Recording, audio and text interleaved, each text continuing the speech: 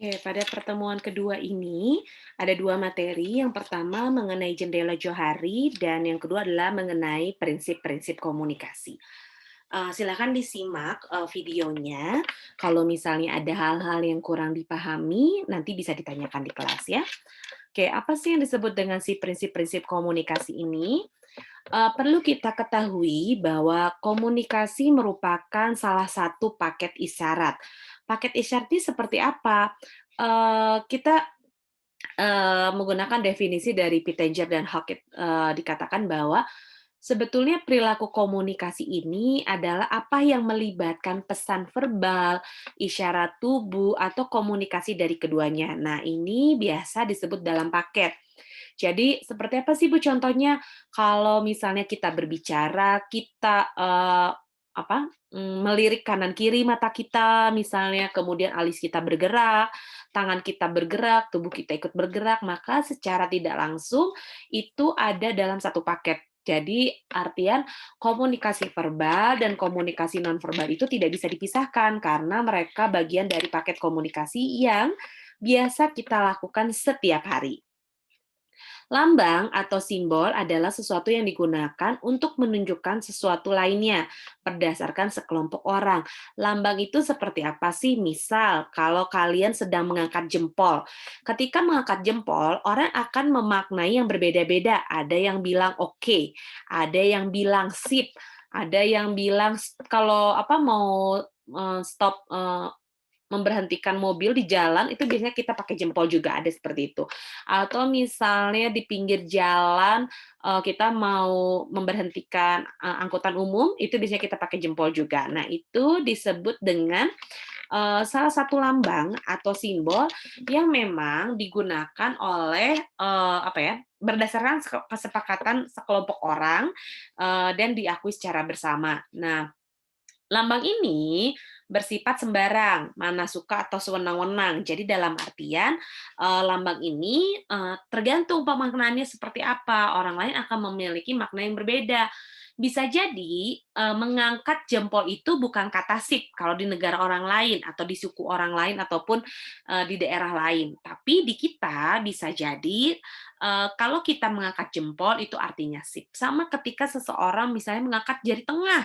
Wah itu konotasinya udah negatif banget kalau mengangkat jari tengah itu tanda kebencian dan lain sebagainya.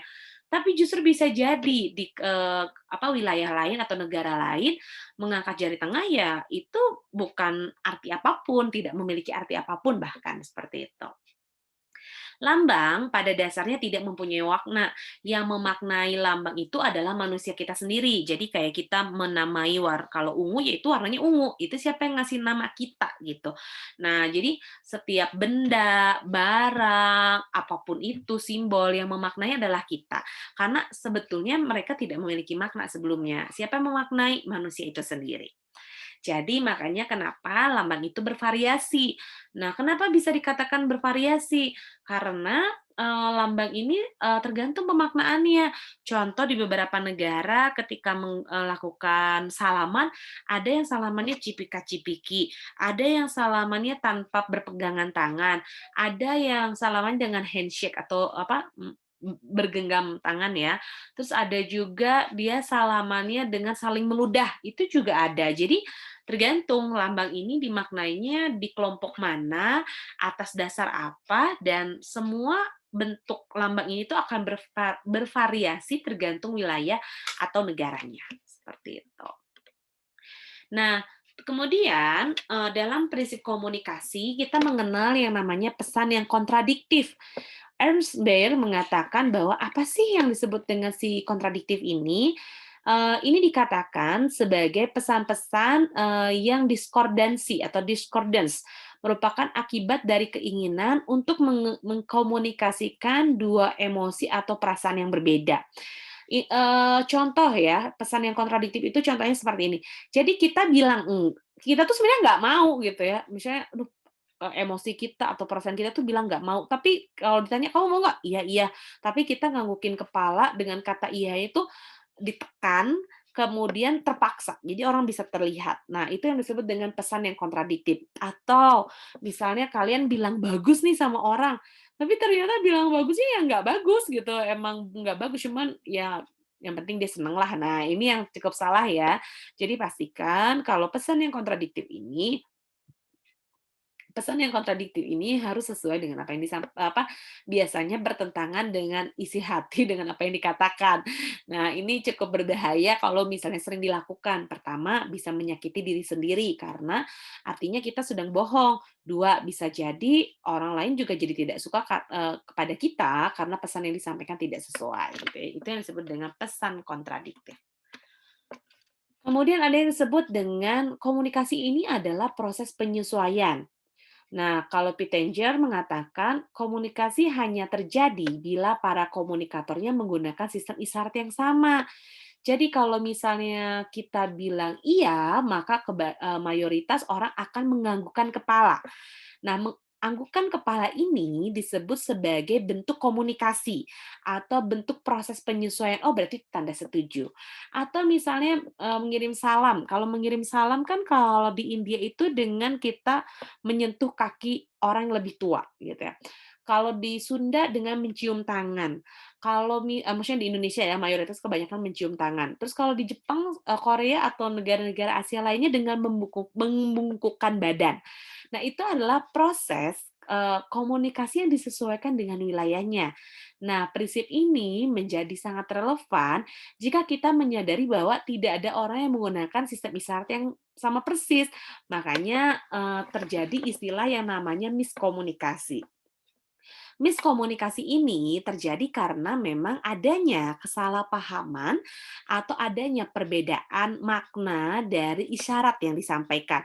Makanya perlu dilakukan yang namanya rekonfirmasi. Jadi kalau misalnya terjadi ada, oh saya nggak paham nih maksudnya dia apa ya, nah itu dikonfirmasi ulang, bukan iya-iya aja tapi sebenarnya kalian nggak paham gitu. Nah itu yang sering banget terjadi ketika kita berkomunikasi dengan orang yang memang berbeda cara berkomunikasinya dengan kita.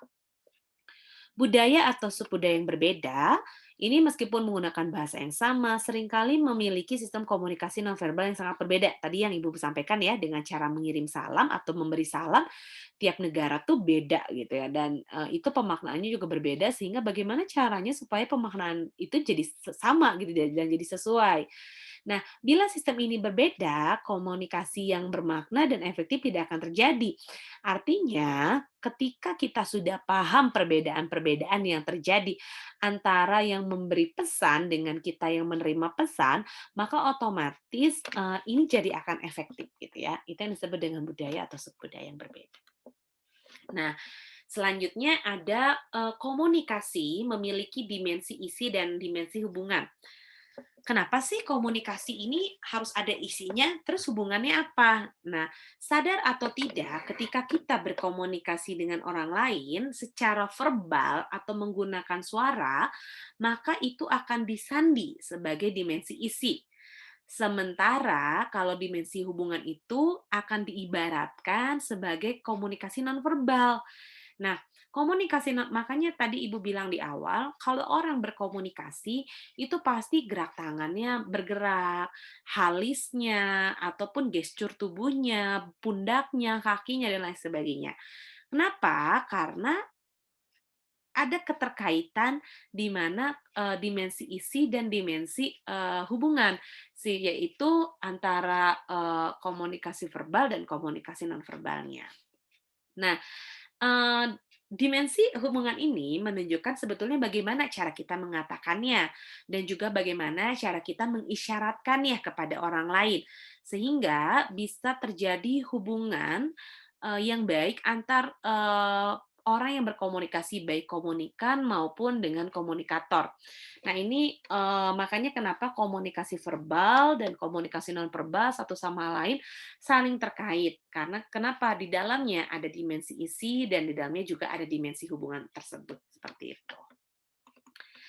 Nah, kemudian di sini juga dikatakan bahwa komunikasi melibatkan transaksi simetris dan komplementer. Wozniak mengatakan bahwa hubungan dapat berbentuk simetris atau komplementer. Simetris ini seperti apa sih, Bu?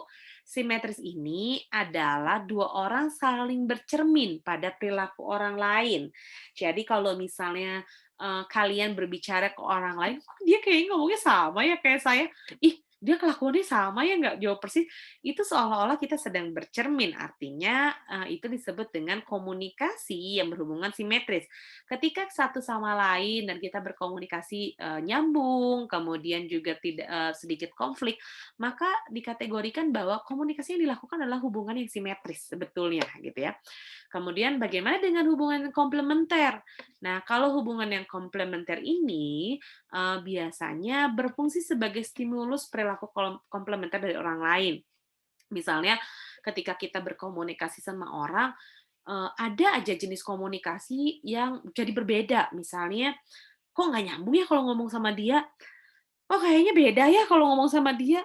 "Enggak, aduh susah banget ya kalau menyampaikan maksud yang disampaikan ke dia." Nah, ini disebut sebagai hubungan komplementer.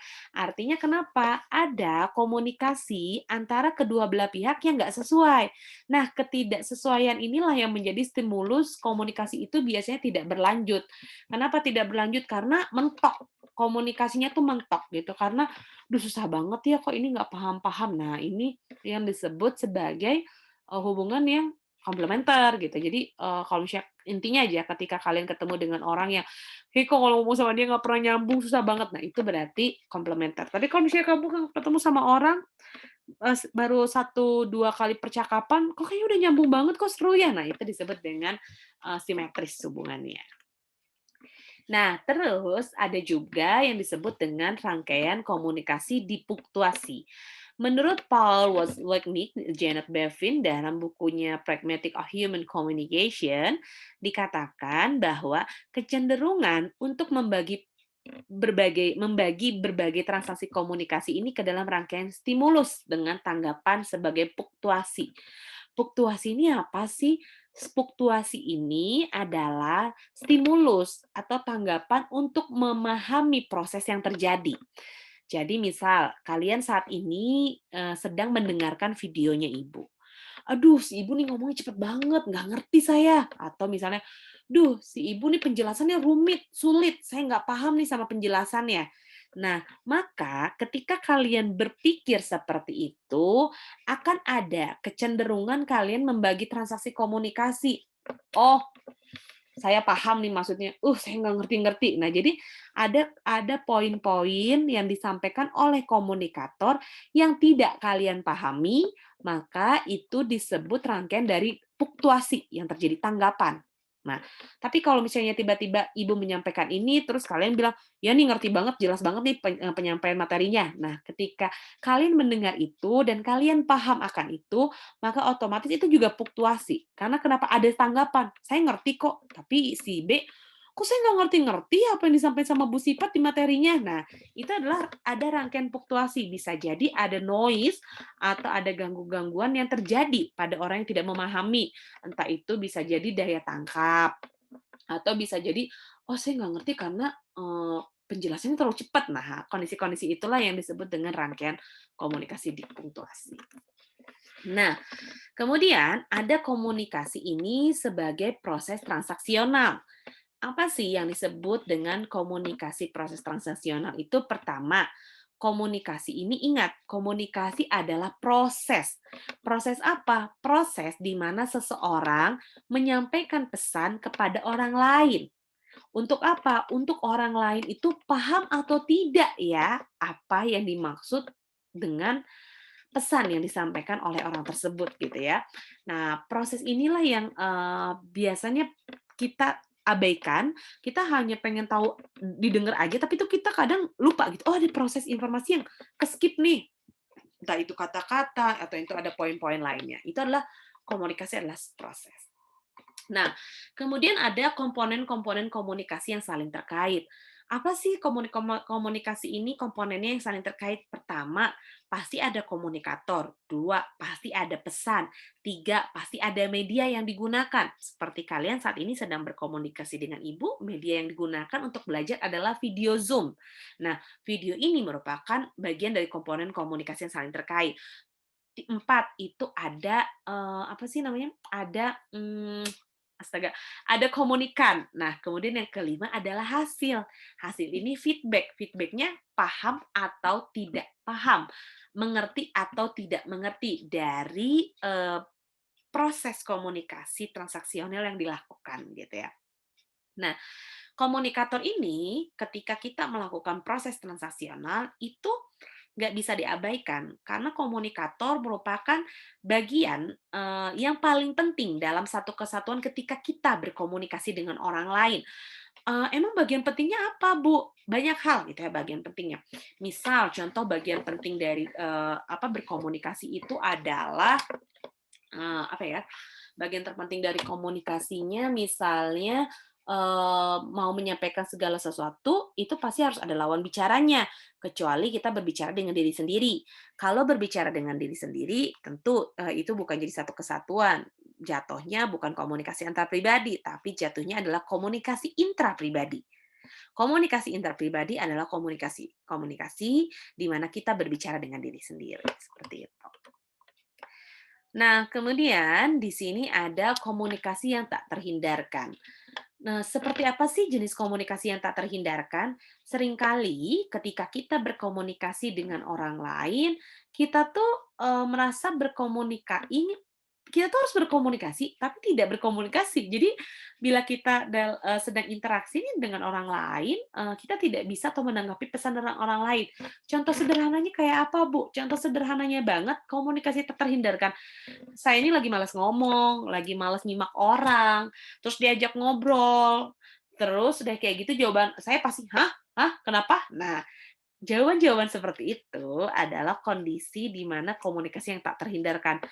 Diri kita sedang tidak mau berkomunikasi, tapi kita berada dalam satu lingkungan yang terpaksa kita harus berkomunikasi dengan orang tersebut, sehingga pikiran kita bercabang. Ketika pikiran kita sudah bercabang, kita tuh jadi bingung mau ngomongin apa gitu. Ah, ke A begini, ke B seperti ini gitu. Jadi apa ya, kayak nggak fokus, orang nggak fokus, ngelamun dan lain sebagainya ketika berbicara itu biasanya dia sedang berada dalam komunikasi yang tak terhindarkan. Dia tidak ingin hadir di situ, tapi terpaksa harus hadir di situ, kayak gitu ya.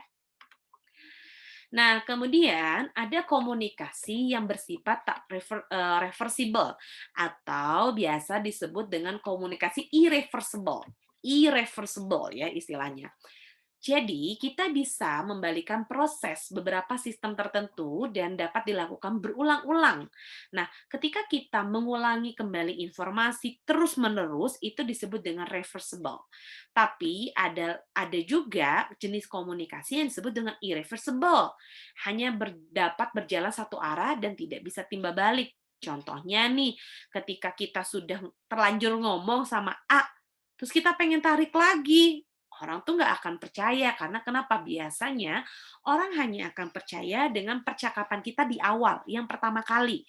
"Oh, kamu tadi bohong, tadi kamu ngomong gitu." "Enggak ih, saya nggak ngomong kayak gitu." Nah, itu udah nggak bisa. Jadi komunikasi ini sangat irreversible gitu ya.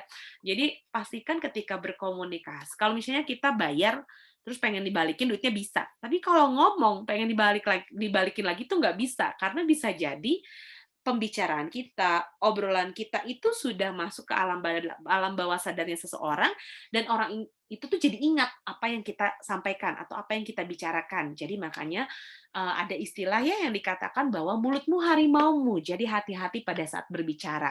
Karena kenapa? Ucapan atau komunikasi tidak bisa ditarik lagi dan itu bisa memberikan dampak, tergantung apakah informasinya negatif, tentu dampaknya akan negatif. Apakah informasi yang positif, tentu pasti akan jadi positif. Kondisi-kondisi inilah yang harus disesuaikan atau harus kita pilih-pilih mana komunikasi yang akan disampaikan dan komunikasi itu disampaikan untuk siapa, ya itu yang paling penting. Ini disebut dengan komunikasi bersifat irreversible. Oke. Materinya sudah cukup selesai, nanti silakan disimak baik-baik, seperti biasa kalau ada yang kurang paham nanti ditanyakan di kelas ya. Terima kasih.